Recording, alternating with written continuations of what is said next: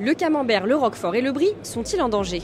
C'est ce qu'on a beaucoup entendu après la publication d'une étude du CNRS début 2024. Cette étude explique que certaines souches de ferments, ces champignons utilisés pour transformer le lait en fromage, pourraient disparaître bientôt. Pour faire du camembert par exemple, les producteurs utilisent tous du Penicillium camemberti.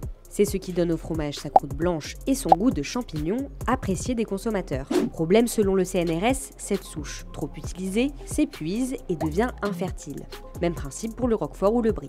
On s'est rendu au salon de l'agriculture pour demander aux producteurs de fromage ce qu'ils en pensent. Autant vous dire d'emblée que nous on considère que c'est un non-sujet, c'est un titre un petit peu inutilement polémique. En fait, on n'est pas forcément très inquiet sur les souches de Penicillium camemberti, puisqu'il y a de nombreuses souches et pas une souche de Penicillium camemberti. Il n'y a aucun sujet d'inquiétude, puisque tous les producteurs de ferments n'ont aucune difficulté à le reproduire. Mais si tout ça n'inquiète pas les producteurs, sur quoi se fonde cette étude du CNRS? Je pense que c'est une vision scientifique qui est intéressante, mais c'est une vision scientifique, c'est pas une vision de terrain.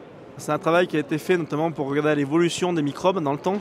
Il a été noté en fait une diversité qui est relativement modeste en fait, qui est probablement une réalité parce que c'est un usage en fait qui a été fait chez quelques fabricants et des souches qui ont été sélectionnées parce qu'elles sont souvent plus performantes que d'autres. Ok, on a compris que les souches utilisées par les producteurs sont bien souvent les mêmes, ce qui pourrait provoquer leur épuisement. Mais on est encore très loin de cette situation, et si un jour elles disparaissent, des solutions existent.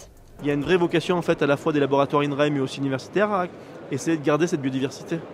Et probablement peut-être demain à les ressortir. Dans un laboratoire à Caen, on trouve par exemple un catalogue de souches prélevées sur des fromages dans les années 90. Cette souchothèque de ferments peut être utilisée par les producteurs. C'est un trésor qui nous est donné, c'est un trésor du passé et aujourd'hui l'ensemble des fromagers peuvent se servir de ça. Ce qu'on comprend après avoir discuté avec des producteurs de fromage, c'est que les souches de ferments utilisées sont effectivement peu variées. Et selon eux, ce sont des trésors qu'ils ne risquent pas de laisser disparaître.